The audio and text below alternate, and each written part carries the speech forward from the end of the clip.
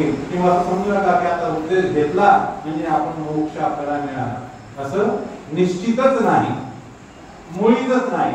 कोणी साधू महात्मे किंवा गुरुजन तुम्हाला म्हणते की तुम्ही उपदेश झाला म्हणजे आता तुम्ही मोक्षाचे अधिकारी झाला. तर उपदेश घेतला म्हणजे काय केलं की दरवाजातून आत तुम्ही प्रवेश केला, आमच्या कंपनीमध्ये तुम्ही आला. आता इथून तुम्ही तुमचा जो प्रवास आहे तो महत्त्वाचा आहे की तो प्रवास तुम्ही कशा प्रकारे करता, कशा प्रकारे परमेश्वराने सांगितलेलं तुम्ही आपल्या जीवनामध्ये आचरता, कशा प्रकारे त्या भगवंताला तुम्ही प्रसन्न करता, कशा प्रकारे तुमच्या परमेश्वराला आठवून प्रिय होता की तो परमेश्वर तुम्हाला आठवी. काल आपण बोललो होतो की परमेश्वराला एवढा आठवायचं आहे, परमेश्वराला एवढा आळवायचं आहे की त्या परमेश्वराने आपली आठव केली पाहिजे. मग परमेश्वराने जर आपली आठवणी तर आपल्याला पैसल्यात वेद संचरतो, परमेश्वराकडून आपल्याला स्थिती मिळते, सुख मिळते. आपल्या जीवनातले जे काही कष्ट आहेत, आपल्या जीवनातले जे काही अडथळे आहेत ते परमेश्वराच्या कृपा दृष्टीने दूर होतात. तर अशा प्रकारचा हा दृष्टांत शब्दवेदी असा आता मी मागच्या वर्षी ग्रहण केला की त्या तोव्या तांब्याचं नुसतं रसाला स्पर्श होणार तरी सोनं होतं. आणि तर या ठिकाणी तुम्ही तर भगवंताच्या दुःखातून निघालेली जी ब्रह्मविद्या आहे त्या ब्रह्मविद्येचं रसपान करताय, नुसता शब्द स्पर्शून येत नाही तुम्हाला. तर मागच्या वर्षी तुम्ही 18 दृष्टांताचं ग्रहण केलं ना. आता इथून पुढे तुम्ही करणारच आहात. काल फक्त एक दृष्टांत आपला झाला, इथून तुम्ही पुढे करणारच आहात. म्हणजे तुम्ही रसपान करून तृप्त होत आहात. तर तुमचं सोनं होईल का? सोन्यापेक्षा अधिक त्या किमती वस्तू आहे त्याला प्लॅटिनम म्हणतो. मी प्लॅटिनम पेक्षा तुम्हाला म्हटलं की तुम्ही चेतना, आणि चेतनाला ईश्वर प्राप्तीचा अधिकार आहे, परमेश्वर प्राप्तीचा अधिकार आहे. आणि हा सर्व अधिकार तुम्हाला कुठे प्राप्त होतो? तर या मनुष्य देहामध्ये. पशु पक्ष्यांच्या देहामध्ये तुम्हाला हा अधिकार प्राप्त होत नाही. स्मरण केल्यावर तुम्हाला योग्यता होते ती मनुष्य देहात. अन्नदान केल्यानंतर तुम्हाला पुण्य लागतं या मनुष्य देहात. बैलाने अन्नदान गवत कापून आणलं आणि खाऊ तुम्हाला त्याला पुण्य लागत नाही. कारण त्या ज्या योन्या आहेत मनुष्य देहापासून खालच्या या फक्त भोग संपवण्याकरता झालेल्या योन्या आहेत. ते तर निमानने आती पण निफद नाही. निमानने आती म्हणजे संपवणे आहे, निफद नाही म्हणजे नवीन काही निर्माण होत नाही. परंतु या मनुष्य देहामध्ये नवीन निर्माण होतं. ते पाप असो की पुण्य. पाप कराल तर पापाची निष्पत्ती होते, पुण्य कराल तर पुण्याची निष्पत्ती होते. आपल्याला काय करायचं आहे ते आपण ठरवायचं आहे. आणि ईश्वराचे जे महात्म्य आहेत, ईश्वर मार्गावर चालणारे जे महात्म्य आहेत ते प्रत्येक गोष्टीचा बारीक बारीक विचार करून आपलं जीवन व्यतीत करतात. जास्तीत जास्त पापापासून कशा प्रकारे आपल्याला दूर राहता येईल. पापापासून दूर राहणे म्हणजे आपला जो खडा आहे, आपण ज्याच्यावर लिहितो, सूचना लिहितो, तो जास्तीत जास्त आपला न भरणे म्हणजे मोकळा ठेवणे, रिक्त ठेवणे. आणि मग रिक्त असलेल्या फळ्यावर आपण उत्तम उत्तम सुविचार लिहू शकतो, उत्तम उत्तम संदेश आपण लिहू शकतो, उत्तम उत्तम आचार आपण घडवू शकतो. पापापासून दूर राहणे म्हणजे काय? तर आपला जो जीवात्मा आहे, आपल्या जीवात्म्याच्या ठिकाणी जे काठिण्य आहे, काठिण्य म्हणजे काय? तर कठीणपणा. मच्छर आला की आपण लगेच मारतो ना. कोण कोण मारतो मच्छर? मारतात का? कोणीच मारत नाही का? तरी ईश्वर दरम्यान मच्छर मारला, घरात उंची दिसला की त्यालाही लंब करून टाकतो. आणि मग जर हा आला मग त्याला तर कधीच सोडत नाही. सोडतो का? कारण तो आपल्याला घातक असतो, त्याला सोडत नाही. मग हे या ज्या क्रिया असतात आपल्या हिंसा दोषाच्या, याच्यावर एक कवी म्हणतो की तृणामुंगीची हिंसे. तृण म्हणजे गवत, मुंग्या मारतो. तृणामुंगीची हिंसे काठिण्यता ये मानसे. आपलं अंतःकरण कठीण होऊन जातं. आपल्याला मच्छर मारला तरी काय वाटत नाही, उंदीर मारला तरी काही वाटत नाही, साप मारला तरी काही वाटत नाही, बकरी मारला तरी काही वाटत नाही, आणि मग माणूस मारला तरी काही वाटत नाही. वाटतं का? तर मराठीचे लोक अभिमानाने सांगतात बहुत खतरनाक आदमी, मर्डर किया आणि मर्डर करणारा आपण शाली जातो. हा आपण असे आहोत. तर हे जे काठिण्य आहे हे काठिण्य ईश्वर धर्मामध्ये, परमेश्वराच्या मार्गामध्ये आपल्याला मागे खेचतं. अनेक वर्ष, अनेक जन्म, अनेक सृष्टी मागे घेऊन जातात. तृणामुंगीचे हिंसे काठीनेताई मानसे ते बीज जाय अविनाशे नित्य नरक. आता नित्य नरक म्हणजे परमेश्वर अवताराच्या हननाने जे घडणार फळ आहे त्याला नित्य नरक असं म्हणतात. कर्मराटीमध्ये म्हणजे ईश्वर धर्म सोडून ज्या जेवढ्या काही राटी त्याला आम्ही कर्मराटी संबोधतो. त्या कर्मराटीमध्ये सर्वात मोठा नरक आहे म्हणजे मनुष्याचं हनन करणे, मनुष्याचा खून करणे, मनुष्याचा मृत्यू करणे हे सर्वात मोठं पाप आहे. आणि दैवराटीमध्ये म्हणजे ईश्वर धर्मामध्ये ईश्वराचं हनन घडणे. आता तुम्ही म्हणा की ईश्वराचं हनन घडत कसं? परमेश्वर तर अच्छेद्य आहे, परमेश्वर तर अभेद्य आहे. परमेश्वराला कधी आहे कोणतंच शस्त्र प्रणवत नाही. श्रीकृष्ण महाराजांना शस्त्र प्रणवलं ना. परंतु तुमचा जर तो अधिकार असेल, तुमच्या भाग्यात जर ते असेल तर परमेश्वर त्या क्रियेचा स्वीकार करून अच्छेद्य अभेद्य असलेला परमेश्वर तुमच्या हाती लवचिक होतो, तुम्हाला पाप घडवून देतो. स्वामी श्री चक्रधर महाराज या महाराष्ट्रामध्ये आले, आपला तत्वज्ञान सांगत असताना काही लोकांच्या पोटात दुखत असं नाही. कारण जे प्रतिष्ठित झालेले असतात, त्यांचा धर्म आधीपासून चाललेला असतो, त्यांचा धर्म जर लोप पावत चालला, त्यांच्यावरचे लोक जर इकडे आले त्यांचा पोटात दुखणारच नाही का? मग हे सगळीकडे बघायला मिळतं. हा जीवाचा धर्मच आहे की आपल्याकडचे लोक जर दुसरीकडे गेले तर आपल्या पोटात तर दुखणारच ना. भले वरच्या साईडला दुखून दुखणार. असाच प्रकार स्वामी श्री चक्रधरांच्या काळामध्ये होतो. आणि मग स्वामी श्री चक्रधरांना ब्रह्मसान नावाचे त्यांचं नावही आम्ही घेत नाही, कारण सूत्रपाठामध्ये त्याला निनावा असं म्हटलेलं आहे. देवगिरीचा निनावा. त्याने जर नाव घेतलं तर त्याचे अनिष्ट चुकले असते असं म्हणतात. ब्रह्मसान महाराष्ट्र त्यांनी स्वामींना संपवण्याचा प्रयत्न केला. पण तिने करून काय होतं? तिने करून नित्य नरक निष्पन्न होता. म्हणजे ईश्वर अवताराच्या ठिकाणी हनन जर घडलं, हनन म्हणजे संपवणे, तर मग नित्य नरक भोगावे लागतात. नित्य नरकाची जी सीमा आहे ती सांगितलेली नाही. नित्य म्हणजे निरंतर, नरक म्हणजे दुःख भोगणे आहे. मग ते एक सृष्टी भोगतो, ते दोन सृष्टी भोगतो, ते तीन सृष्टी भोगतो, हे परमेश्वराच्या इच्छेवर आहे. श्रीकृष्ण महाराजांचं जे देह सोडून जाणं ते सुद्धा अशाच प्रकारे झालेलं आहे. श्रीकृष्ण महाराजांनी एवढ्या लढाया केल्या, एवढे युद्ध केले, अर्जुनासोबत शस्त्र हातात न घेता एवढ्या मोठ्या युद्धात अर्जुनाला विजय मिळवून दिला तो श्रीकृष्ण महाराज. भालतीर्थ आदित्य नावाचं ठिकाण आहे भालतीर्थ, ज्या ठिकाणी तो भिल्ल श्रीकृष्ण महाराजांच्या तळव्याला सशाचा कान म्हणून बाण मारतो आणि तो बाण श्रीकृष्ण महाराजांच्या पायाला लागतो.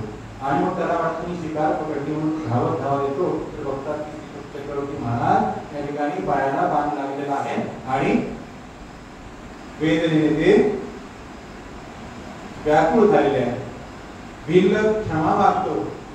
श्रीकृष्ण महाराज म्हणतात की नावी घेऊ नको, तुझं जे काही शिल्लक राहिलेलं होतं ते आम्ही या ठिकाणी पूर्ण केलेलं आहे. म्हणून तृणामुंगीचे हिंसे आपण जी गोष्ट शुल्लक समजतो, ही गोष्ट आपल्याला साधारण असते, सुरुवात असते, त्या गोष्टीला परिमार्जन करणे, त्या गोष्टीला तेव्हाच आवड घालणे हे महत्वाचं असतं.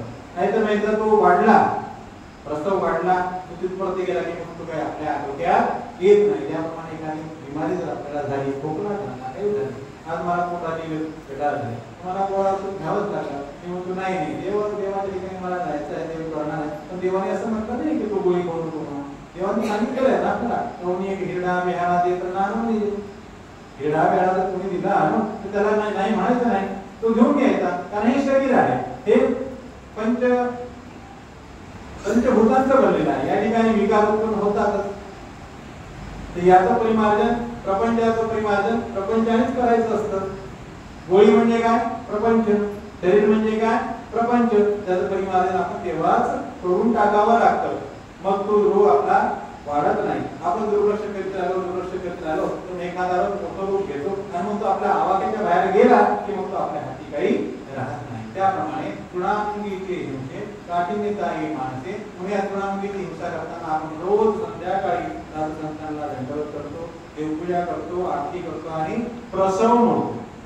जे जाणते लोक आहेत ते काय करतात? प्रसव मोडतात. कारण स्वामी चक्रधरांनी आपल्याला सांगितलं आहे की प्रतिक्षणी त्याग.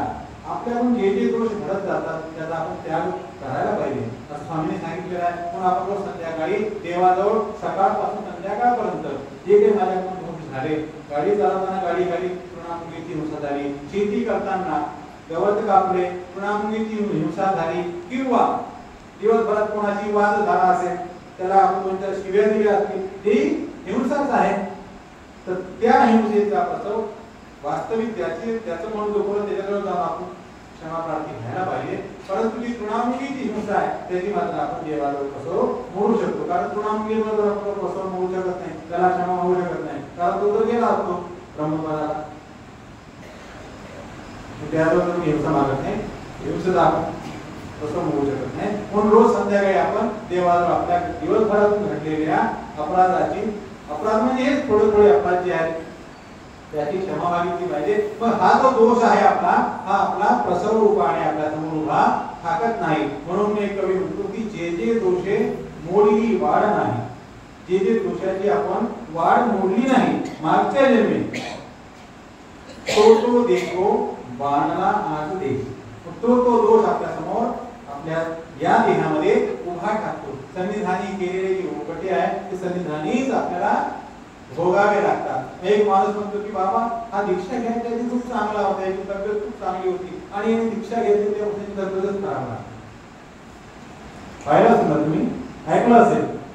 तर हा संविधानीचा भोग, संविधानी आपल्याला भोगावा लागतो. ईश्वराचे तुम्ही झाला सर्व संघपरित्याग करून अनुसरला, प्रायश्चित घेतलं की मग संविधानात केलेले जे भोग आहेत, ज्याप्रमाणे पैसा तमतम करीत असायच्या, पैसा सोडून जे एखाद्या माताचे भांडण व्हायचे, लहान पैशाचं भांडण व्हायचं, तर हे संविधानातले जे भोग आहेत ते मग केव्हा उद्भवतात? संविधानातच उद्भवतात.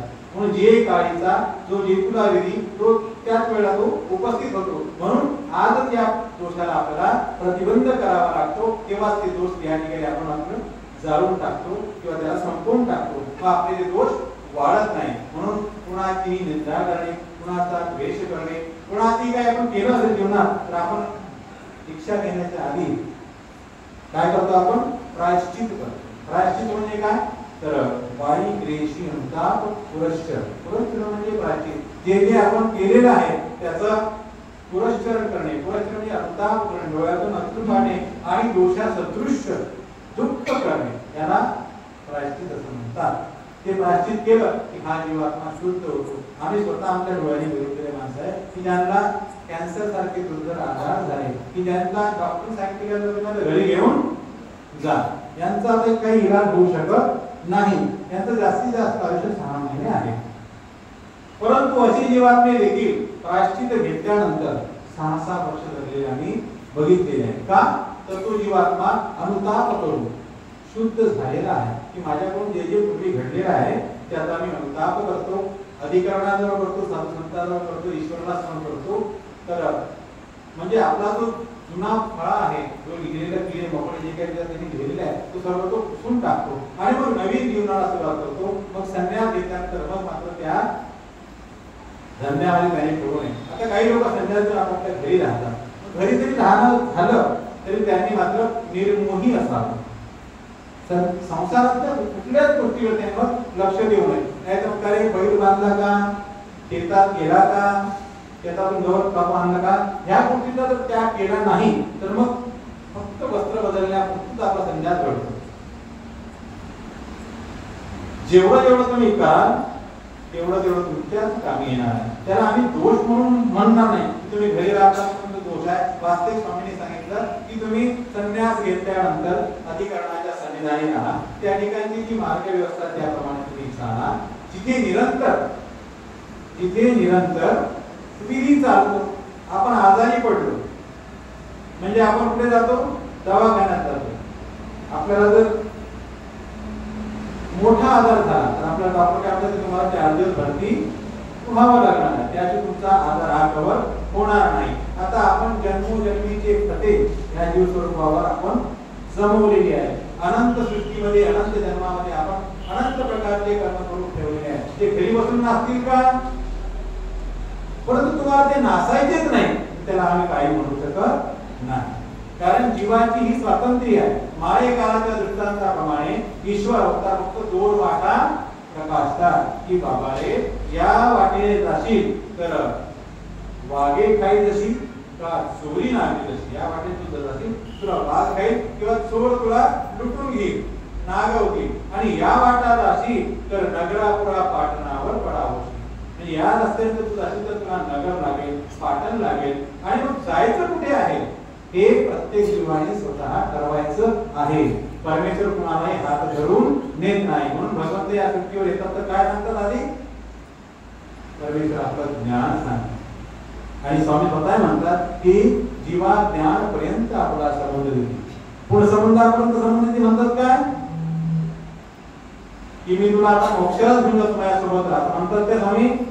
नाही. काय म्हणतात की जीवा ज्ञानापर्यंत आपला संबंध देते. ईश्वर परमेश्वर जीवाला ज्ञान देतो. तर ज्ञान झाल्यानंतर जीवाने आपली वाट चोखाळायची आहे. पुण्या वाटेने जायचं आहे हे आपण ठरवायचं आहे. कारण जीवाला ही स्वातंत्र्य परमेश्वराने आपल्या ज्ञानामध्ये दिलेली आहे.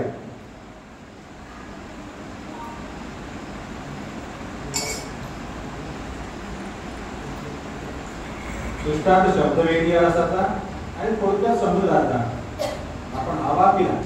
मागच्या वर्षी दृष्टांत होते, आता थोडंसं नवीन घ्यायला पाहिजे ना.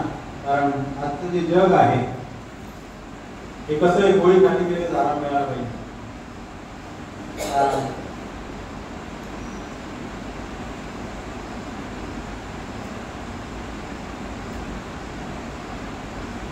मागच्या वर्षी आपले 18 दृष्टांत झाले.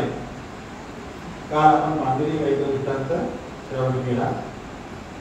आजचा दृष्टांत आहे त्या दृष्टांताचं नाव आहे दृष्टांत वज्र किटकीचा. वज्र आणि किटकी 2 शब्द आहेत. वज्र म्हणजे काय? तर दगड. वज्र म्हणतात दगडा. आणि त्यासारखी असलेली किटकी म्हणजे दगडासारखी ही कीटक आहे. हा दृष्टांत स्वामी श्री चक्रधरांनी भट्टोपासांना खडकुली येथे दिला. आणि हा दृष्टांत स्वामी श्री चक्रधरांनी पैठणी या गावी निरोप. श्री नागदेवाचार्य जे आपल्या पंथाचे प्रथम आचार्य आहेत यांना स्वामी श्री चक्रधरांनी परमेश्वरपूरला पाठवलेला आहे. रुद्रपूरला पाठवले. रुद्रपूर आल्यानंतर स्वामी श्री चक्रधर भट्टोपासांना विचारतात की श्री प्रभूंच्या लीला बघितल्या? पाहिल्या. जाधव सोबत असतात, जाधवांच्या चेष्टा बघितल्या? आमच्या लीला बघितल्या? तर म्हणतात हो बघितल्या. तर मग तुमची जी बुद्धी आहे, बुद्धी म्हणजे तुमचं मत, बुद्धी म्हणजे संपूर्ण बुद्धी नाही, तर तुमचं मत काय आहे? महात्मे अशी स्त्री प्रभोवली आणि येत कैसी प्रतिती. काय वाटतं तुम्हाला या तिघांमध्ये काय फरक पडतो? भट्टोपासांनी काय उत्तर द्यावं? भट्टोपास म्हणतात दीदी सारखी, मला तिन्ही सारखेच आहे. आम्ही आता बऱ्याच ठिकाणी जातो. तुम्ही आले बाबा, ते दुसरे बाबा पण आले होते. बरं, मग त्यांना काही विचारलं तुम्ही? काही शास्त्र विचारलं, आदेश विचारला? नाही बाबा, आम्हाला सगळे बाबा सांगितलं. सगळं सारखं नाही.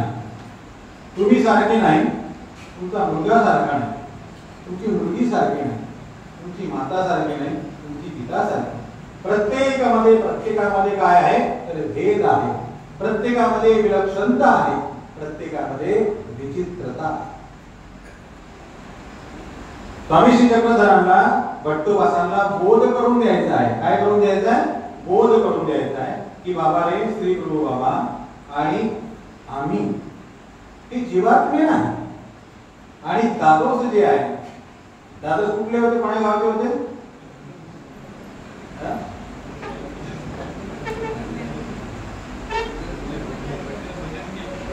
आपल्या अमरावती जिल्ह्यातलेच आहेत, आपले सोयरेच आहेत ते, जिल्ह्याच्या माने सोयरेच ना, अमरावती जिल्ह्यातले आहेत ते. सामान्य माणसासारखे नाही, तुमच्या आमच्यासारखे नाही, तर ते काय आहे, विद्यावंत आहे. त्यांच्या ठिकाणी देवतेची विद्या आहे, तेही थोडंफार बरं करतात जीवाचं. मग वास्तविक वट्टोबासांना सगळ्यांना आणण्याला तेच निमित्त आहे, ते स्वामीकडे घेऊन आलेले आहेत. परंतु स्वामीला तर ह्या जीवात्मा आपल्याकडे घ्यायचे, पुढे जाऊन यांना आचार्य करायचा, तयारी तिकडूनच करावी लागेल ना. जर त्यांची प्रतितीच हटली नाही, त्यांची कृतीच हटली नाही, तर ते मग आचार्य होणार कसे, आणि मग हा ईश्वराचा परमार्थ पुढे अवघातपणे चालणार कसा. म्हणून वट्टोबासांना स्वामी बोध देण्याचा प्रयत्न करतात.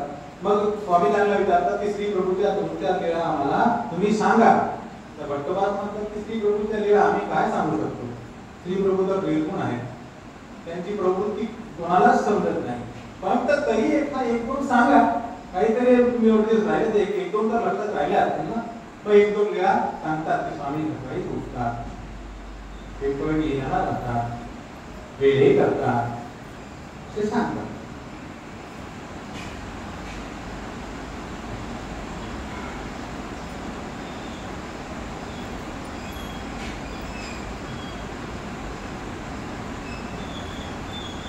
मग स्वामी स्वतःमध्ये विचारतात की श्री प्रभूबद्दल, आणि हे तुम्हाला पत्नी विषय तिची सारखी. मग ही गोष्ट बाईसा ऐकते, बाईसाच्या कानावर जाते की जी जी तिन्ही ठिकाणी आमची वृत्ती सारखीच आहे. मग बाईसाची शिवी आठवते का तुम्हाला, मागच्या तुम्हाला सांगितली, कमीत कमी शिवी तर आठवत असेल ना, आठवते का. मर मर पोरा तुझा मळा बांधे घागरा, जो जाय मसनवेळी टुकटुक करते. अशी ऐसा नागदेवाचार्यांना शिवी देते. आणि मग बाबा म्हणतात की बाई राहा, बस झाला, शिवी तुम्ही बस झाला. तरी बाईचा काही ऐकत नाही, बाया काही ऐकत, त्यांचा भांडा लागला की मग थांबत नसतं. मग श्री जगदीश स्वामी बाईसांचं उन्हा काढतात की बाई तुम्ही आधी काय केले, तुम्ही काय केलं आधी, पाय पुसणे बैसाव्या नदी.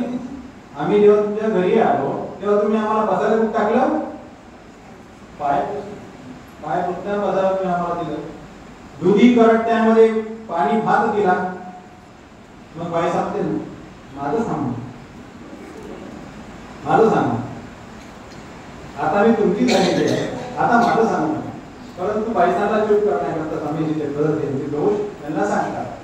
पुन्हा स्वामीजीचे पदर वट्टोबासांना विचारतात, काही निरूपण करतात, रात्र होते आणि मग म्हणतात की जा. रामदेव वाट पाहत असते, वट्टोबा जातात आपल्या पिढावर, तिथे त्यांनी पट्टी लागलेल्या ठिकाणी जातात, दुसऱ्या पट्टी शाळेमध्ये जातात, रात्रभर आवाजात बसतात. सकाळी स्वामी उठतात, बाईसांना म्हणतात की रात्री जो ब्राह्मण आला होता त्याला तुम्ही परत पुन्हा बोलून घेऊन या. बाईसा जाते, नागदेवांना बोलून येते. स्वामी विचारतात काय तुम्ही गेले, तर रामदेव काही म्हणे, दादासांनी काय म्हटलं, तर नागदेवाच्या मी जेव्हा गेलो ना त्यावेळेला ते झोपलेले होते आणि मी मात्र झोपलोच नाही. स्वामी म्हणतात काही दशक मासिकाचा उपद्रव झाला, मच्छर होते का म्हणून झोप आले नाही. जी तुम्ही जे निरूपण केले ते मी आवाकीत असेल, तुम्ही जे मला निरूपण केलं तर मी पाठांतर करत होतो, आवाकी करतो, भोकंपट्टी करत होतो. स्वामी म्हणतात की अच्छा तुम्हाला आवाहन येतं, पाठांतर करता येतं. तर स्वामी त्यांना पुन्हा निरूपण करतात की रामदेव दादोस हा आहे, हा जीवात्मा आहे. बाईसाहेब त्यांना सांगते की अरे रडोनी बाबाचे आचार्यत्व मागितले, कसा आचार्यत्व मागितले तुम्हाला काल सांगितलेलंच आहे. सांगितलं का की रामदेव दादोसांनी स्वामींना कशा प्रकारे आपली विद्या उजळवीत करून घेण्याकरता स्वामींना विनंती केली आणि स्वामी त्यांची विद्या म्हटलं की जाळी सांगलीवर विद्या संधीची. आचार त्यांचा पुढे झाला आणि विद्यावंताला कशी ब्रह्मदत्ता प्रवेशाचा काळ ऐकलेला आहे. तर मग स्वामींनी त्या ठिकाणी वट्टोबासांना बोध दिला की श्री प्रभू ते निर्गुण ब्रह्म. श्री प्रभू काय आहे तर निर्गुण ब्रह्म आहे. त्यांचं जे अनुकरण आहे ते जीवाकडून एका क्षणात त्यांचं जे अनुकरण आहे ते तुमच्याकडून जीवाकडून करणं होत नाही. अशा प्रकारे भक्तोपासनाला त्या ठिकाणी बोध दिला स्वामीजी चक्रधरांनी. आणि असाच एक प्रसंग, स्वामीजी चक्रधर महाराज पैठणला जात आहेत, रस्त्याने जात आहेत. काही ब्राह्मण विरुद्ध दिशेने येत आहेत. स्वामी इकडनं जात आहेत, ब्राह्मण तिकडनं येत आहेत. एका ठिकाणी समांतर आल्यानंतर आणि ब्राह्मण थोडी पुढे गेल्यानंतर ब्राह्मण दोनच्या हातामध्ये म्हणतात की हे चांगदेवराव काय जाणतात. आपण एखादा पाठमोडा झालेला म्हणतो ना, त्याला काय समजतो म्हणतो ना आपण, तसाच प्रकार ब्राह्मण स्वामी चक्रधराबद्दल म्हणतात की हे चांगदेवराव काय जाणतील, याला काय येतं. स्वामी चक्रधरांच्या कानावरती शब्द जातात आणि लगेच स्वामी त्यांच्याकडे मुख करताना म्हणतात की हे जीव अविद्येचा विभाग करू जाणे. आम्ही जीवासोबत लागलेली जी अविद्या आहे, लागलेली नाही मूळची अविद्या जी आहे, त्या अविद्येचा विभाग करू जाणतो, त्याला आम्ही वेगळं वेगळं करू जाणतो. असं स्वामींनी स्वतः आपल्याला सांगितलेलं आहे. पुण्या अवताराने आपल्याला सांगितलं का की मी अविद्येचा विभाग करतो. ज्याप्रमाणे श्रीकृष्ण महाराजांनी आपल्याला म्हटलं की सर्व धर्मान परित्यज्य माम एकम शरणम व्रज. असं कुठली देवी देवता तुम्हाला म्हणताना आढळणार नाही, कारण त्यांच्याजवळ ते सामर्थ्य नाही. ते जीवाला नित्य निरंतर सुखाचं दान देऊ शकत नाही. दान देतील, सुख देतील, परंतु ते कालांतराच्या मानाने देतील. जेवढा तुमचा काळ आहे, जेवढं तुम्ही पुण्य अर्जिलेलं आहे तेवढंच त्या देतील आणि नंतर तुम्हाला त्या कर्मवस्तूला थोडं चालत राहावं लागेल. परंतु भगवंताचं तसं नाही. भगवान हे नित्यमुक्ती आपल्याला देऊ शकतात. म्हणूनच आपल्याला ते आवाहन करतात की हे जीव अविद्या विभाग करू जाणे आणि सकळ शास्त्रांचा मतितार्थ जाणे. या जगामध्ये जेवढे काही शास्त्र आहेत त्या सर्व शास्त्रांचा मतितार्थ आम्ही जाणतो, असं स्वामीजी चक्रधर त्या ब्राह्मणाला म्हणतात. आणि मग ती ब्राह्मण निवृत्त म्हणून आपापल्या रस्त्याने निघून जातात. पण जेव्हा ईश्वर अवतार प्रभू श्री चक्रधर ती म्हणतात की बाई हे निर्भिमान आहे, परमेश्वराला कोणताही अभिमान नाही, परंतु जेव्हा आपल्यावर येते तेव्हा मात्र ते स्वाभिमानी आहे. स्वाभिमान जर ईश्वराचा साधक असेल, ईश्वराचा नामधारक असेल, त्याला जर कोणी दुखवलं तर स्वामी तर देवतेला आवाहन करतात की ह्याची कोणी तात करू नये, ह्याची कोणी चेष्टा करू नये, या साधू संतांची कोणी चेष्टा करू नये. जर याची चेष्टा करेल, देवतेने जर तुम्हाला कुठं भयरूप दाखवलं, आता साधू संत कुठे राहतात, वनात राहतात, जंगलात राहतात किंवा कुठेही, देवता कधी आम्हाला भयरूप दाखवतात. देवता तर खूप दूरच्या गोष्टीला भूत प्रेत हे जे असतात हे आम्हाला घाबरवत नाही. का घाबरवत नाही? याकरता स्वामींनी आम्हाला अभय वचन देऊन ठेवलेलं आहे की हे तुम्हाला मळी कुठे दिसतील, हे काय कपडे घातलेले आहेत, काय कपडे घातलेले आहेत, जातात फिरतात दिसतात, रामाने खातात, येणार खातात आणि राहतात. याच्यावर आहेच काय सामर्थ्य? असं म्हणून जर कोणी तुम्हाला भय दाखवेल, माणसाची गोष्ट सोडा, परंतु देवता देखील भय दाखवत, तर स्वामी म्हणतात की त्यांना आम्ही त्यांच्या स्वरूपात करू देणार नाही. असा स्वाभिमानी आहे ते साधना. परमेश्वर आपला अभिमान घेतात. एरवी परमेश्वर कसा आहे? निर्भिमान. परमेश्वर मुळात कसा आहे? तर निर्भिमान. परमेश्वराला कुठल्याही गोष्टीचा अभिमान नाही. का नाही? तर त्याच्या पलीकडे काही आहेच नाही. ज्याच्या पलीकडे काही आहे ते त्याला तो कोणाचा अभिमान बाळगणार, कशाचा अभिमान बाळगणार? परंतु त्याच्या साधकाला जेव्हा कोणी काही दिवसलं आणि त्याचा जर अभिमान परमेश्वराने घेतला तर मग त्या दिवस त्याला काही करत नाही. आताही तुम्हाला मी सांगू इच्छितो की जे जे तुम्हाला दिवसतात, विनाकारण तुम्हाला त्रास देतात, परमेश्वराची जेव्हा वक्रदृष्टी होईल ना तेव्हा पळता होईल, थोडी होणार आहे. म्हणून भगवंताचं नामस्मरण करा, भगवंताला प्रसन्न करा. तोच सर्व करता आहे, तोच सर्व धरता आहे. जेव्हा त्याची वक्रदृष्टी पडेल, कारण परमेश्वराचं कृपा आहे आणि स्वामी श्री चक्रधरांच्या तर अपाद मस्तक वेरी कृपा आहे.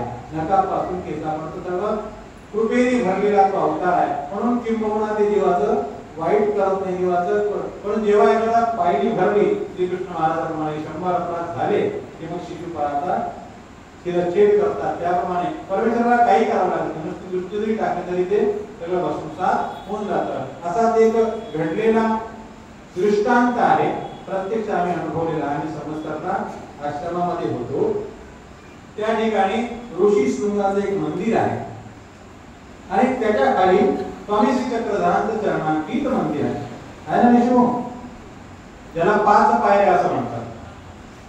तिथे 5 पहिल्या आधी पायऱ्या असतील तर त्या पायऱ्यावर स्वामी श्री चक्रधरांचं आसन झालेलं आहे, त्या ठिकाणी स्वामी बसलेले आहेत. त्या 5 पायऱ्याच्या स्थानावर ऋषी शृंगाच्या मंदिरात जाणारे जे भक्त आहेत त्यांची वक्र दृष्टी, हे काय पायऱ्यावर देव मानून ठेवलाय, म्हणून एक मनुष्य त्यातला पायामध्ये पायतन घालून जोडे घालून त्या 5 पायऱ्याच्या स्थानावर जाऊन मुद्दाम आपल्याला चिडवण्याकरता त्या पायऱ्यावर जाऊन नाचतो. नाचतो म्हणजे काय, पायाने तो पुढे उठतो.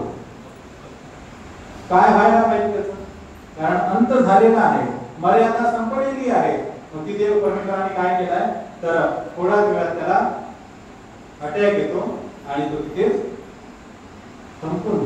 म्हणजे परमेश्वर जरी निर्विमान असला तरी एवढा निर्विमान नसतो की तुम्ही तुमचा प्राण जरी गेला तरी तो निर्विमानात जाईल. मग परमेश्वर जर निर्विमान म्हटलं काय भक्ती कशाला करायची, तुमचा आमचा अभिमान घेतच नाही असं नाही. तर परमेश्वर तुमचा अभिमान इतका घेतो की परमेश्वराने म्हटलेलं आहे की नामे अभिमान. तुम्ही जेवढं नाव परमेश्वराचं घेताना तेवढा परमेश्वराचा तुमचा अभिमान निर्माण होतो. म्हणून जेव्हा जेव्हा आपल्याला संकट येतं तेव्हा आपण काय करतो, परमेश्वराचं स्मरण करतो. एखादं कार्य आपल्याला करायचं आहे, एखादं कार्य आपलं अडलेलं आहे, त्याकरता आपण काय करायला पाहिजे तर परमेश्वराचं नामस्मरण करायला पाहिजे, कारण नामी अभिमान आहे. अशा प्रकारे निर्विमान असलेला आपला परमेश्वर आपल्याबद्दल मात्र तो अभिमानी आहे. आपल्या साधकाला जर कोणी दिवसला, आपल्या साधकाला जर कोणी त्रास दिला तर निश्चितपणे तो आपला अभिमान घेतो. तर आता आपण दृष्टांताकडे बघूया. आजच पूजनीय शिवराजदादांची आठवण झाली आणि नेमका हा दृष्टांत योगायोगाने आपल्याला वाखाणायला मिळाला. दृष्टांत आहे वज्रकिटकीचा. दृष्टांत येणे प्रकारे कौना एका अंताची सवळी वज्रकिटकी लागली. कौणी एक मनुष्य आहे आणि त्याच्या अंताची सवळी म्हणजे आतड्याच्या आतल्या भागामध्ये अंताची सवळी वज्रकिटकी लागली. वज्र म्हणजे दगड, त्या दगडासारखी असलेली किटकी. ते आगी जाळीता जळेना. ती वज्रकिटकी कशी आहे, ती आगीने ती जळत नाही. पाणी बुडेना. त्या माणसाला जर पाण्यात बुडून ठेवलं तर मग मरेल होती, तर तेही काही शक्य नाही. पाण्यात ती बुडत नाही, पाण्याने तिला काही फरक पडत नाही. शस्त्रे छेदेना. कोणतं काही शस्त्राने त्या चाकूने किंवा पुन्हा शस्त्राने त्याला कापावं तर ती त्याला शक्य नाही. घनवरी पिटिता मरेना. घन घेतला त्याला ठोका म्हटलं तर तिने करून ती मरत नाही. सांडसपरी तोडिता परी तुटेना. सांडशीने धरून तिला वडा तरी ती तुटत नाही. कवणीची रोग नेणे. कोणी या रोगाला समजू शकत नाही. आजपासून 50 वर्षापूर्वी किंवा 100 वर्षापूर्वी या रोगाला कोणी जाणत नव्हतं. आज जाणतात. डॉक्टर साहेब घेऊन गेले, त्यांना सांगायचं की या वज्रकिटकीचं नाव आज त्या परिभाषेमध्ये आपण याला कॅन्सर संबोधू शकतो. की कॅन्सर जो आहे तो घनावरी पिटिता मरेना, शस्त्रे छेदेना, सांडसपरी तोडिता तुटेना, आगी जाळीता जळेना, कवणीची रोग नेणे. पूर्वीच्या काळी ह्या रोगाला कोणी जाणत नव्हतं की नेमकं झालं काय आहे. अधिका दुःखाची खोड. म्हणजे त्या ज्याला जो झालेला रोग आहे त्याला काय होतं, जास्तीत जास्त दुःख होतं. कारण ती जी जंतू असतात ते आतून पोखरत असतात, नित्य निरंतर माणसाला खात असतात, या देहाला खात असतात. एकाला एक रोग झाले तर उपाव नेणे.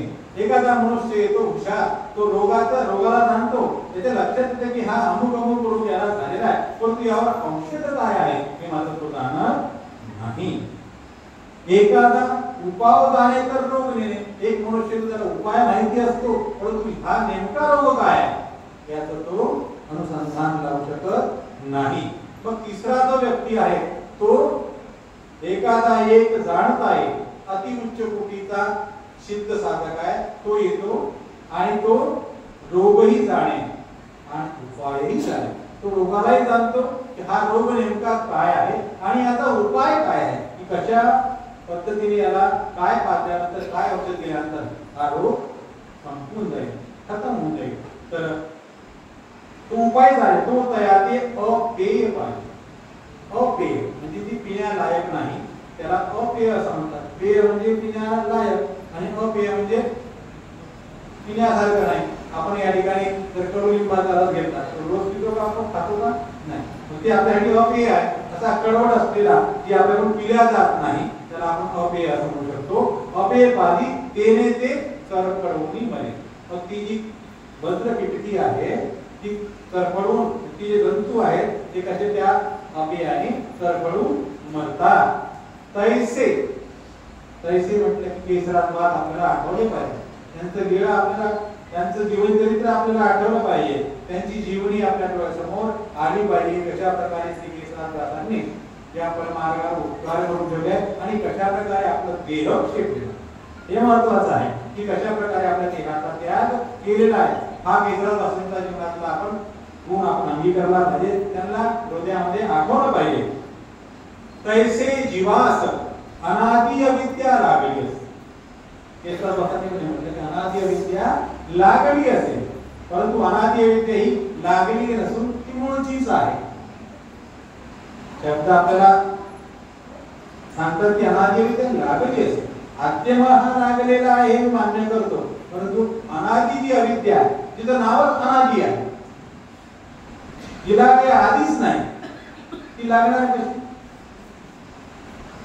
अनादि म्हणजे जिला काही आधीच नाही, जैसा जीव तेव्हापासून ती अविद्या आहे. आणि ही अविद्या आपल्याला परमेश्वर सुखापासून परावृत्त करते. परमेश्वराचं जे सुख आहे ते घेण्याकरता ती बाधक आहे. परमेश्वराचं सुख आपल्याला ती घेऊ देत नाही आणि म्हणूनच आपण परमेश्वराची भक्ती करतो, परमेश्वराचं स्मरण करतो, परमेश्वराला आठवतो. हे जीव स्वरूप जे आहे ते योग्य करत करत करत जातो आणि मग जेव्हा परमेश्वराची कृपा होते. आता परमेश्वराची कृपा काय कशी होते तुम्हाला सांगितलं, मी नाही सांगितलं, प्रभूजींनी सांगितलं, शास्त्राने सांगितलं की शाब्द ज्ञानाचे त्यानंतर अप्रोक्ष सामान्य विशेष आणि विशेष झाल्यानंतर देखील कृपास्पद नावाचे दुःख त्याला भोगावे लागतात आणि मग त्याला ती प्राप्ती परमेश्वराची होते. परमेश्वराची प्राप्ती काही सहज नाही, म्हणजे ज्ञानीयाला सहज नाही, प्रेमीयाला मात्र सहज आहे. सहज आहे ना प्रेमीयाला. प्रेमी कोणते कोणते आहेत आपल्या पुस्तकात, आपल्या चरित्रामध्ये, या वाङ्मयामध्ये आपल्याला बघायला मिळतात. वाईचा एक सगळ्यांना माहितीच आहे, महात्मा नावाचे भक्त की ज्यांना परमेश्वरापासून प्रेम होतं, प्रेमाचा संचार होतो, त्या जीवाला काही एक करावं लागत नाही. प्रेमियाचे वैसर्याची चरितार्थ त्याचं बसल्या बसल्या सगळं चरितार्थ, त्याच्या अनंत जन्माच्या राशी बसल्या बसल्याच असतात. परमेश्वराचं सन्निधान तो सोडून जातच नाही. तर परमेश्वराचं सन्निधान तो व्यापार करतो, सेवा करतो, तेणेकरून त्याचे सर्व अनंत जन्मीचे दोष, अनंत जन्म, का सांगितले की ज्ञानाला आपल्या जन्माचा नाश करावा लागतो. मनुष्य जेवढे जोडलेले आहेत तेवढे त्याला नासावे लागतात. ट्रेनचं एवढे त्याला जावं लागत नाही, परंतु स्वर्गाचे, इंद्राचे, महादेवाचे जे भाऊ कामना कोणते दोष ते फळ ते नाचतो, परंतु प्रेमियाला मात्र काही करावं लागत नाही, त्याचं बसल्या केलं जातात. आणि त्याला विशेष म्हणजे कृपास्पदाचे दुःख नसतात. प्रेमियाला कृपास्पदाचे दुःख नसतात, परंतु ज्ञानियाला मात्र कृपास्पदाचे दुःखही भोगावे लागतात. म्हणून ज्ञानाचा जो मार्ग आहे तो अवघड आहे, कठीण आहे, पडण्याची भीती खूप आहे, कोसळण्याची भीती खूप आहे. एखादा ज्ञानिया झाला म्हणून तो निश्चितपणे मोक्षाला प्राप्त करून घेईल याची काही गॅरंटी कोणी घेत नाही, परंतु प्रेमिया मात्र निश्चितपणे परमेश्वराला प्राप्त झाला. प्रेम झाले म्हणजे परमेश्वराला प्राप्त झाला. जेव्हा प्रेमाचा संचार होतो तेव्हापासूनच त्याला परमेश्वराचं स्वरूप दिसायला लागतं. परमेश्वराचं स्वरूप म्हणून स्वामी चक्रधर म्हणतात की बाई हे बरवे नव्हते. हे जे देह आहे ना स्वामी श्री चक्रधरांचं अतिशय सुंदर आहे. 32 लक्षणी स्वामी श्री चक्रधर महाराज आहे. परंतु स्वामी श्री चक्रधर की बाई हे बरवे नव्हते. हे जे तुम्ही बघताय ना हे बरवे नव्हे, भीतरी असे ते बरवे. या देहाच्या आतमध्ये, या मायापुराच्या आतमध्ये जे परमेश्वराचं स्वरूप आहे ते अतिशय सुंदर आहे आणि ते तुमचं अंतिम साध्य आहे. आणि ते अंतिम साध्य जेव्हा प्रेमाचा संचार होतो तेव्हापासूनच ते दिसायला लागतं. म्हणजेच त्याची निश्चिती होती की आता माझं हेच अंतिम साध्य आहे. त्याला काही भरकटणे नाही, त्याला काही पडणे नाही, त्याला काही ठेच लागणे नाही, त्याला काही कोसळणे नाही. म्हणून प्रेमाचा उपाय प्रत्येकाने जोडावा आणि सोपा मार्ग निवडावा अशी अभिलाषा व्यक्त करतो. मग आता हा प्रेमाचाच उपाय आहे, तो मिळतो कशाने? तर प्रेमाचे 14 उपाय आपल्याला शास्त्रामध्ये बघायला मिळतात, ऐकायला मिळतात. त्याचा तुमच्याकरता असणारा सोपा उपाय म्हणजे अन्नदान. कोणतं? अन्नदान. आता तुम्ही आम्हाला खाऊ घातलं, निष्काम भावनेने खाऊ घातलं. आज तुम्ही नामधारकाला खाऊ घातलं, उद्या तुम्ही वेदवंताला खाऊ घाला. वेदवंताच्या ठिकाणी तुम्हाला क्रिया घडली, बोधवंताच्या ठिकाणी तुम्हाला क्रिया घडेल. ही प्रतिकार्यता वाढत जाते. बोधवंत झाला की मग ज्ञानीच्या ठिकाणी तुम्हाला भजन घडेल. भजन म्हणजे काय? भोजन घडेल. मग ज्ञानी झाला की अनुसरण्याच्या ठिकाणी तुम्हाला भोजन घडेल. अनुसरलात जर पात्र तुम्हाला मिळालं तर मग भक्ताच्या ठिकाणी तुम्हाला क्रिया घडेल. भक्त म्हणजे कोण? पैसा महात्मासारखे भक्त. त्याला भक्त का म्हणतात? विभक्त म्हणजे वेगळा आणि भक्त म्हणजे जो कधी भगवंतापासून वेगळा होत नाही त्याला भक्त असं म्हणतात. आणि स्वामी पण म्हणतात की भक्त वियोगी म्हणजे भक्त हा कधी परमेश्वराच्या वियोगात राहत नाही. सदा सर्वदा तो परमेश्वराच्या सन्निधानामध्येच राहतो. परमेश्वराचं सतत तो बघत राहतो आणि परमेश्वराचं दर्शन जर झालं तर तोही आपला संपवून टाकतो. काही सांगायचंच केलेलं आहे. बरोबर ना?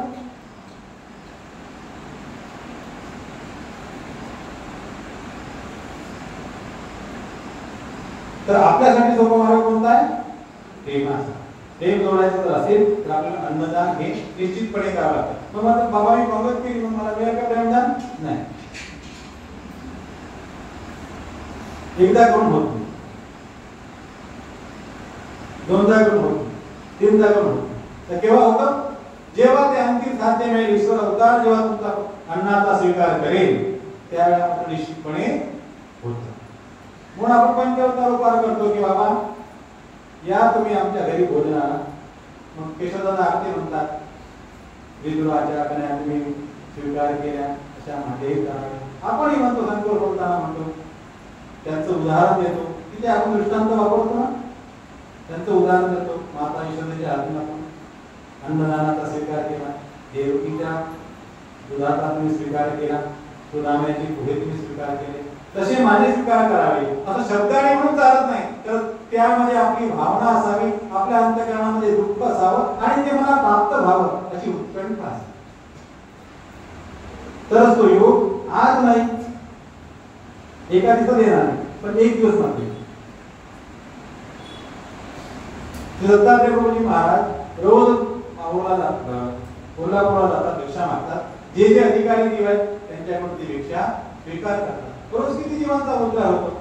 आपण म्हणतो उद्धार काय करते दिसत नाही. आजकाल तर सर्व खालीच आहे. तुम्हाला सांगितले देवानामध्ये या दोषामुळे आपण सर्व खाली बघतो, खाली जातो, खाली वाढतो. परंतु परमेश्वराचं जे उद्धार कार्य आहे ते थांबलेलं नाही. आपल्याला स्वामी श्री चक्रधरांनी 5 अवतार सांगितले, दाखविले. ते का? तर ते दृश्यमान आहे, तुम्ही बघितलेले आहे म्हणून. तसे अनंत अवतार आजही या सृष्टीवर आहेत. अनंत अवतार मागे होते आणि पुढेही असणार आहे. अनंत अवतार अनंत प्रकारे अनंत जीवाचं उद्धरण हे करीतच आहे. यामध्ये शंका घेण्याचं काही कारण नाही की आपण फार थोडे आहोत. तुम्ही थोडे नाही, खूप आहात, परंतु त्याची जाणीव तुम्हाला नाही. म्हणून आपण आपल्याला कमी समजायचं काही एक कारण नाही. त्याची चिंता तुम्ही करायची नाही. ती चिंता परमेश्वर पाहतो की या जीवाचा उद्धार कशा प्रकारे केला जाईल, कशा प्रकारे या जीवात्माला परमेश्वराकडे आपल्याकडे ओढायचं आहे ते परमेश्वराला माहिती आहे. तुम्ही स्वतःची चिंता करा, म्हणजे सगळ्याची चिंता आपोआप होऊन जाणार. प्रत्येकाने जर आपोआपी चिंता केली तर सगळ्या चिंता आपोआपच होणार जाणार आहे. तसं मोदीजी म्हणतात की सगळ्यांनी स्वच्छता राखावी, स्वच्छता राखावी. तर प्रत्येक माणसाने जर स्वच्छता राखली तर स्वच्छता सामूहिकरित्या सांगायला काही कामच पडणार नाही. प्रत्येक माणूस जर स्वच्छता पाळेल तर निश्चितपणे स्वच्छता होणार. त्याप्रमाणे प्रत्येक माणसाने जर स्वतःचा उद्धाराचा जर प्रयत्न केला तर निश्चितपणे सगळे माणसं त्या उद्धाराला, परमेश्वराच्या उद्धाराला योग्य होणारच आहे. म्हणून सुरुवात कुठून करायची आहे? स्वतःपासून. स्वतः शुद्ध व्हा, स्वतः आंघोळ करा, स्वतः स्वच्छ व्हा. मग पुढील कसाही असो तो त्याचा बघेल, त्याला कधी आंघोळ करायची, त्याचं काम काय आहे, संध्याकाळी आंघोळ करणार आहे, सकाळी आंघोळ करणार, तो त्याचं ठरवणार आहे, त्याच्या कामाप्रमाणे तो ठरवेल. पण तुम्ही मात्र रोज सकाळी आंघोळ करा, ईश्वराला आठवा, परमेश्वराला आठवा, स्वतः निर्मळ व्हा, पुन्हा त्याचा योग नंतर निर्मळ होणार आहे, योग्य होणार आहे. म्हणून स्वामी चक्रधरांच्या सन्निधानी आपल्याला एक दृष्टांत बघायला मिळतो. दृष्टांत वेळात आपल्याला बघायला मिळतो की स्वामी श्री चक्रधर सिन्नरला आहे, सिन्नरला आणि राजा आलेला आहे, रामदेव राजा. रामदेव राजा आहे, रामदेव राजांचा गांधर्देव राजा. तो महोबा, महोबा म्हणजे माहीम, आज जे दादरजवळ आहे माहीम, त्या ठिकाणी तो गेलेला. येता येता त्याला स्वामींचं दर्शन इथं झालेलं आहे आणि मग त्याला असं वार्ता कळते की सिन्नरमध्ये स्वामी आहे. मग तो सिन्नरमध्ये 14 चौकाचा जो भाग आहे त्या ठिकाणी तो येतो, स्वामींची शोधाशोध घेतो. स्वामी त्याला दर्शन देत नाही. मग स्वामी चक्रधर गुरुजराचा वेश धारण करतात. गुरुजरात म्हणजे गुजराती लोक असतात, त्याचा वेश धारण करतात आणि मग त्याचे पहारेकरी शोधायला येतात स्वामींना की ते स्वामी कोणी आहेत, त्याचे स्वामी कोणी आहेत का. एक पहारेकरी येतो आणि स्वामीला विचारतो की येथे कोणी चांगले राव आहेत का. स्वामी म्हणतात की येथे चांगले राव नेनो, भांगे राव नेनो, इथे कोणीच नाही. एक म्हातारीचे व भिक्षा येणे गैरचे. एक म्हातारी इथे आहे, ती भिक्षा आणायला गेली आहे, तर स्वामी त्यावेळेला त्याला दर्शन देत नाही. कारण तो राजा एवढा संस्कारी आहे की स्वामींचं जर पुन्हा दर्शन झालं तर तो सर्व संकल्पित त्याग करून स्वामीला अनुसरला असता. म्हणून स्वामी त्याला त्या ठिकाणी दर्शन देत नाही. परंतु एक गवऱ्या थापणारी मुलगी आहे, गवऱ्या थापते आहे आणि स्वामी त्या मुलीकडे बोल म्हणतात की केसरी पात्र म्हणजे किती अधिकारी हा जीव आहे. तो अधिकारी किती आहे स्वामींना माहिती, आपल्याला माहिती नाही. आपल्याला वाटतं की ते गवऱ्या थापणारी साधारण मुलगी आहे, परंतु केसरी पात्र, केसरी पात्र तिला प्रेम द्यायचं आहे, प्रेम उपाय तिला घडलेला आहे, परंतु स्वामी म्हणतात की अजून तिची वेळ आलेली नाही. म्हणून जेव्हा वेळ येईल तेव्हा आपलाही निश्चितपणे उद्धार होईल. परंतु तू वेळ येईपर्यंत आपण आपल्याला सावरायचं आहे. पुन्हा मुलीचे काठिन्यता ये माणसे ते बीज जाय अविनाशे नित्य नरका. हे जर आपण छोटे छोटे गोष्टी पाळत राहिलो तर आपण निश्चितपणे आपल्या जीवात्म्याला शुद्ध करून घेऊ शकतो आणि शुद्ध झालेला जीवात्मा परमेश्वराच्या प्राप्तीला जाऊ शकतो. अशुद्ध आत्मा जी परमेश्वराच्या प्राप्तीला जात नाही किंवा परमेश्वर त्याचा स्वीकार करत नाही. किंबहुना काल तुम्हाला सांगितलं की ज्या साधनेकडून हा जीवात्मा योग्य होतो त्या योग्यतेचा देखील परमेश्वर नाश करतात. की ज्या साधनेने आपण वर गेलो, एखादी शिडी लागली वर गेलो, मग त्या आपल्याला पुन्हा खाली येणार नाही, पण आपण ती शिडी जर ढकलून दिली पुन्हा आपण खाली येऊ शकत नाही. त्याप्रमाणे परमेश्वराला या योग्यतेचंही काम नाही, परमेश्वराची योग्यता देखील नसतात. असा निव्वळ आणि केवळ असलेला जीवात्मा परमेश्वराला अपेक्षित आहे आणि असा निव्वळ केवळ असलेला जीवात्मा परमेश्वराच्या स्वरूपामध्ये लीन होतो, मूर्तीमध्ये नाही. देवतेचं जे पावन आहे ते कशामध्ये आहे? ते मूर्तीमध्ये आहे, मूर्तीमध्ये पावन होतो. जसं आपल्या चित्रपटाने सांगितलं आहे की विष्णूमध्ये येतो 8 वस्तू अनुकूल एक वस्तू. विष्णुदेव कोण होते? 8 वस्तू अनुकूल म्हणजे अंतराळातल्या ज्या देवता आहे, गंधर्व देवता गायकला करतात, स्वर्गाच्या स्थानाच्या मांडीवर आणि इंद्रचंद्राच्या गंधर्वताला ऐकण्याकरता येतात. त्या ठिकाणी एक तबला वाजवणारे आहे विष्णुदेव. कोण आहे? तबला वाजवणारे. तुम्हाला ऐकायला मिळालं, तुम्हाला पुन्हा शास्त्रात ऐकायला मिळालं का विष्णुदेवाचं मूळ कुठलं आहे, काय आहे? तर स्वामी तिथे सांगितले की विष्णुदेव तो 8 वस्तू अनुकूल एक वसू म्हणजे देवता आहे, देवता वेगळा. परंतु ते खाली का आले? तर आपल्या वासनेमुळे. गंधर्वाची गायनकला चालू आहे, ब्रह्मदेव बघतायत गायनकला चालू आहे, गंगा नृत्य करते आहे. त्या ठिकाणी शंतनू राजा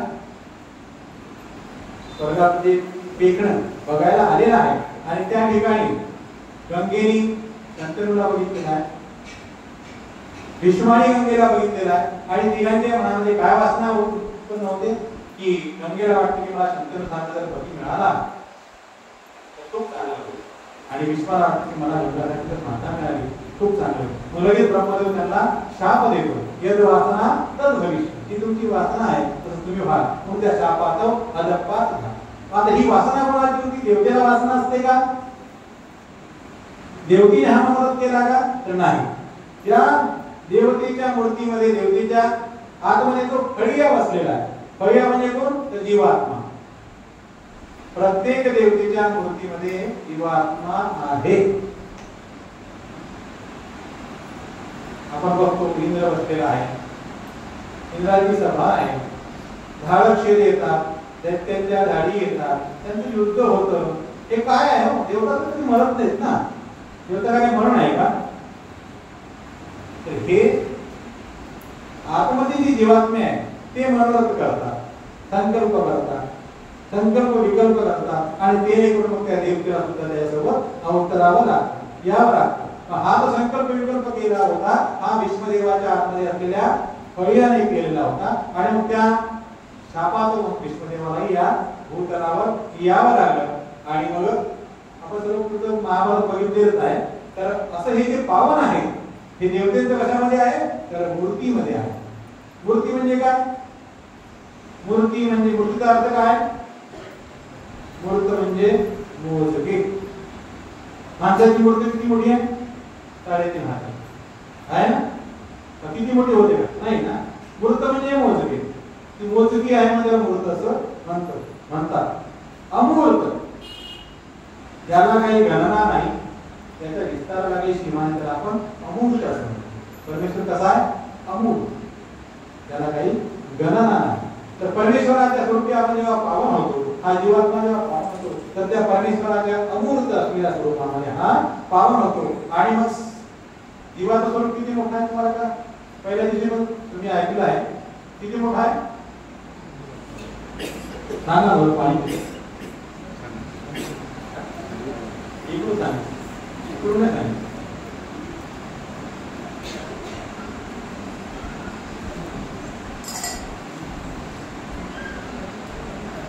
शंभर ब्रह्मांड अनुमाना करता एक अंदाज करता मी तुम्हाला सांगितलं की हे जे तुम्हाला पृथ्वी दिसते त्याला तुम्ही एक ब्रह्मांड समजा. अस्तित्व एक ब्रह्मांड नाही, परंतु एक समजा. अशी 100 ब्रह्मांड हा जीवात्मा. आणि मग जेव्हा परमेश्वराच्या भक्तीला जेव्हा हा जातो तेव्हा मग त्याचा विकास किती होतो? 100 ब्रह्मांड. आणि मग तो त्या परमेश्वराचं स्वरूप अनुभवतो. तर हा जो उद्यम चालू आहे, अनंत रत्नाचा उद्यम चालू आहे, धावणे पळवणे हा जो व्यापार चालू आहे, हा कशा करताय? तर परमेश्वराचा आनंद प्राप्त करून घेण्याकरता आहे. मग यामध्ये कोणी जीवात्मा, कोणी मागे जातो, कोणी पुढे जातो. कारण एक सारखे धुणे जाऊ शकत नाही. आपण जेव्हा देव करायला जातो तेव्हाही रांगेने आपल्याला जावं लागतं, किंवा बाथरूममध्ये जायचं 4-5 रुपयाचा तर रांगेने जावं लागतं. रांगेने आपल्याला जावं लागतं. तर त्याप्रमाणे प्रत्येक जीवात्मा आपापल्या स्वभावाप्रमाणे, आपापल्या अधिकाराप्रमाणे, आपापल्या संस्काराप्रमाणे त्या परमेश्वराला आठवतो. आज देवी देवतांची भक्ती करणारे सगळीकडे नवरात्र आपल्याला बघायला मिळतं, सगळीकडे देवी देवतांची उपासना आपल्याला बघायला मिळते. ही जीवात्मा एक नाही एक दिवस त्यांची हा जो भक्तीचा संस्कार आहे, हा जो भक्तीचा संस्कार आहे तो इकडे कामी येतो. ईश्वर धर्माने आल्यावर कामी येतो. एखादा वैराग्यशील पुरुष असेल परंतु तो तिकडे असेल, देवतेच्या धर्मामध्ये असेल, त्याचा वैराग्याचा संस्कार इकडे कामी येतो. कर्मरागीची प्रतिकाराचा प्रसव इकडे देखील कामी येतो. म्हणून त्यांना आपण हीन समजू नये, कारण ते आपले बंधू आहेत. कोणाचे बंधू आहेत? कारण आपण सर्व तुम्ही मी सगळे अन्य धर्माचे सगळे एकाच ठिकाणी होतो, आपण एकाच घरी राहत होतो. म्हणून या अर्थाने आपण सर्व बंधू आहोत. आणि जायचं पण एकाच ठिकाणी आहे, जायचं आहे ना, एकाच ठिकाणी सगळ्याला जायचं आहे. फक्त वेळेचा फरक आहे, तुम्ही पुढे आहात की मागे आहे, परंतु ते पण येणारच आहे. त्यासाठी तुम्हाला तिथे जाऊन वेटिंग करायची गरज नाही. तुम्ही तिथे पावन झालात की मग बाजूचा जीव कशा प्रकारे सुरू भोगतो हे काही तुम्हाला जाणायची गरज नाही, किंवा तुम्ही हे जाणत नाही, किंवा ही शंका देखील तुम्ही उपस्थित करीत नाही. अशा प्रकारे तुम्ही काले तुम्हाला मी मोक्षपदाला नेऊन दिला मानसिके, आणि आजही मी तुम्हाला अविद्या खेद करून त्या परमेश्वराचं स्वरूपाचं दर्शन घडविलं. तेव्हा वेळ जर झाली असेल तर सूचना करणारे इंडिकेटर देणारे बाहेर जाऊ शकले आहे. तर यशोदादांनी शिवचिंतन केलं की नाही तुम्ही पूर्ण वेळ बोलता, त्यांचं हे शिवचिंतन सफल झालं असं समजतो आणि आजच्या शासनाला विराम देतो. श्री गोपाल कृष्ण महाराज की जय, दत्तात्रेय महाराज की जय, श्री चक्रपाणी महाराज की जय, श्री गोविंद प्रभु